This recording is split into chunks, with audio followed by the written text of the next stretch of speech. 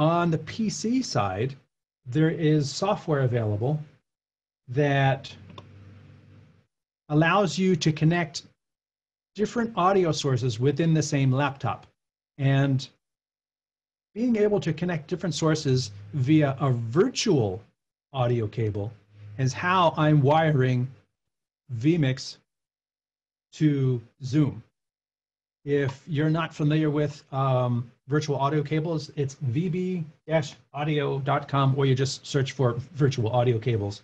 And they actually give you the first cable for free. So you can download this one for free. Then you can order additional cables. Plus, they even have an audio mixer. I don't know why, but they call it Banana. So you can mix different sources, and they have potato, which is even more extreme than banana.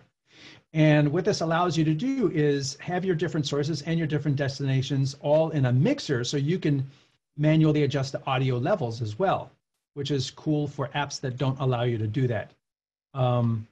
If you are someone that has to go to Stream Deck,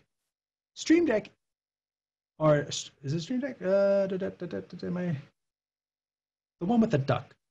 Because it's browser based, it doesn't give you the capability like Zoom does of selecting an input and an output. Let me show you, because I will actually drag my Zoom window over here. Go to the right screen. So this is the Zoom window. Collapse that. Collapse. And then what you can see right here is I've got my microphone is the cable output coming from vMix, and the audio coming back from Zoom into vMix so that I can hear it is on cable A. So I've purchased both the free one and then A and B as well. So I've got 3 virtual cables to push sounds all over the place.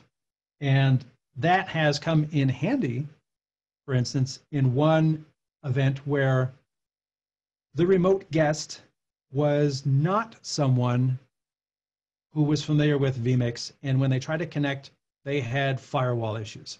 And then we were like, well, let's just try Zoom just to try and troubleshoot things. Zoom didn't work. And they were like, well, why can't this just work like Teams? Because Teams works great. Why can't you just use a tool like Teams?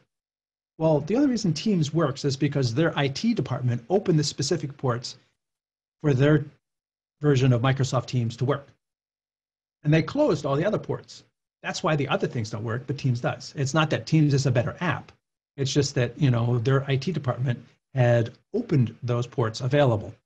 And so I was able to fire up Teams on the laptop on one screen, run it through vMix through the other virtual audio cable, and then out to Zoom, which is what the client was actually doing the seminar in.